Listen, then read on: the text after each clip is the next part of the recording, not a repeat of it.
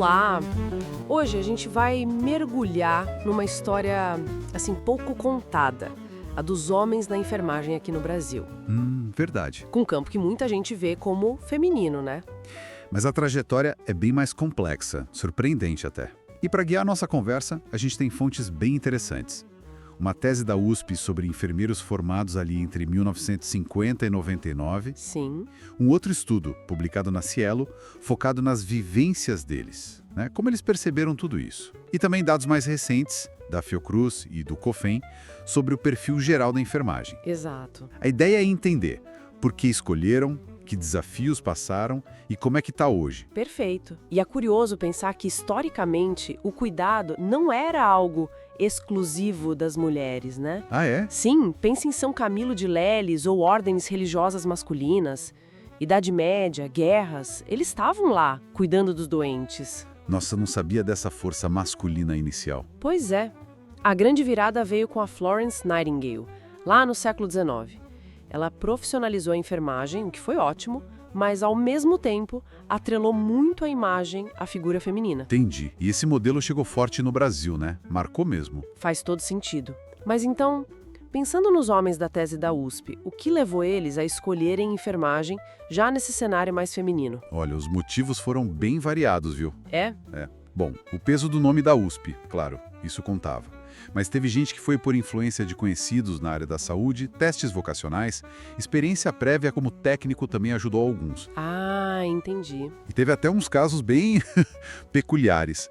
Gente que citou razões políticas, acreditavam que saber de saúde podia ser útil, sei lá, numa eventual guerrilha contra a ditadura. Nossa, que contexto, hein? E essa escolha, imagino que gerasse estranhamento na época. Ah, com certeza. A pergunta clássica que ouviam era: mas por que não medicina? Existia essa pressão, sabe? Sim. A enfermagem era vista como coisa de mulher, menos prestigiosa. Um deles até contou que a família queria mesmo um filho doutor, Puxa. mas o diploma da USP nesse ponto ajudava. Dava uma certa legitimidade, era um capital simbólico importante. Imagino. E lá dentro da faculdade, sendo tão poucos homens, devia ser meio... Exato.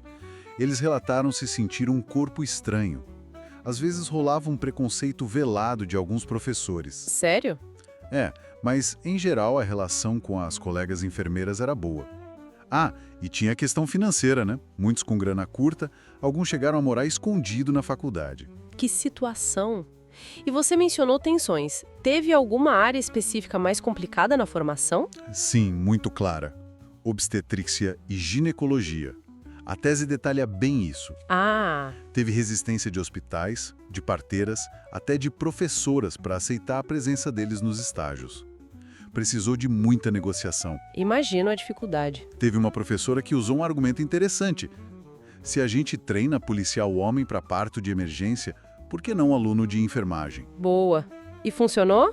Em alguns casos, sim. Alguns foram meio que poupados, mas outros não. Foram para cima, fizeram parto, superaram essa barreira. Nossa, que luta específica esta da obstetrícia. Mas aí vem o contraste, né? Apesar dessas dificuldades na formação, parece que o mercado de trabalho foi fácil para eles. Surpreendentemente fácil. Para essa geração da USP, o diploma era um passaporte. Eles recebiam convites de grandes hospitais antes mesmo de se formar. Jura? Sim. Um deles disse: com o diploma da USP, qualquer porta se abria. Bem diferente da realidade atual, né? Totalmente diferente. Pois é, o estudo da Cielo, já pegando enfermeiros formados mais tarde, ali pelos anos 2000, mostra outro cenário. Mais difícil. Sim. Muitos hospitais particulares em São Paulo, por exemplo, simplesmente não contratavam homens. E aí surge um ponto delicado. Qual? Relatos de discriminação vinda de dentro da própria categoria, de colegas enfermeiras. Peraí, discriminação das próprias colegas? É o que alguns relataram. Sentiam que elas testavam mais a capacidade deles, ou que criavam barreiras, sabe? Nossa, isso complica tudo. E hoje, como tá esse quadro geral? A pesquisa da Fiocruz e do COFEM confirma o que a gente imagina, né? Confirma. A enfermagem no Brasil ainda é esmagadoramente feminina. Coisa de 85%, 90%. Muita coisa. Em São Paulo, em 2015, homens eram uns 12,8% dos enfermeiros. Mas se a gente olhar lá na escola da USP, naquele período da tese, 1950 a 99, A média foi bem menorzinha, só 2,37% de formandos homens. Então houve um aumento, mas bem devagarzinho. Bem gradual, exatamente. E no dia a dia do trabalho, como funciona? O relacionamento com as equipes, com pacientes? Olha, o estudo da Cielo indica que, no geral, o relacionamento é bom. Principalmente quando o enfermeiro demonstra competência. Aí o respeito vem. Faz sentido. E as pacientes mulheres geralmente aceitam bem o cuidado. Tem áreas que historicamente são mais abertas para homens, tipo UTI, pronto-socorro, centro cirúrgico. Ah, sim. E a tese da USP também mostrou uma coisa. Muitos daqueles primeiros formados seguiram para a docência ou para a gestão. Interessante. Talvez como uma forma de ascensão ou para ter mais aceitação? Exato. Talvez buscando maior aceitação social ou um caminho que explicasse mais facilmente a escolha pela profissão, né? Mas não dá para pintar um quadro só de flores, né? A pesquisa da Fiocruz/Coffin fala de problemas sérios. Fala sim. Violência no trabalho, principalmente psicológica, e discriminação, principalmente a de gênero. Isso na enfermagem como um todo. E a tese da USP trouxe casos específicos de preconceito contra os homens. Trouxe casos bem marcantes. Teve um enfermeiro que foi barrado num processo seletivo por causa da religião dele, num hospital confessional. Que absurdo. E outro caso de um enfermeiro que, desistiu da profissão. Largou tudo porque sentiu que ia ter que comprar uma briga todo dia para se impor numa hierarquia majoritariamente feminina. Nossa, que pesado isso. Desistir da carreira por causa do ambiente. Isso diz muito. Diz muito, sim.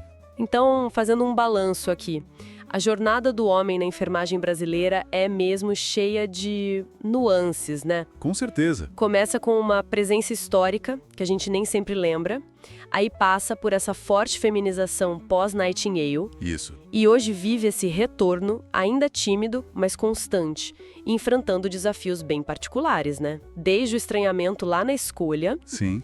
aí passando pelas barreiras em áreas como a obstetrícia, até essas dinâmicas de poder e aceitação no mercado e nas equipes. Exato. E a gente viu o peso que um diploma como o da USP teve lá atrás, né? Como abriu portas. Verdade. Contrastando com as dificuldades e a discriminação que apareceram depois, inclusive vindo, às vezes, de dentro da própria equipe. Permanecem essas questões de relacionamento, barreiras, às vezes sutis, às vezes nem tanto. Fica então uma reflexão final pra gente, né?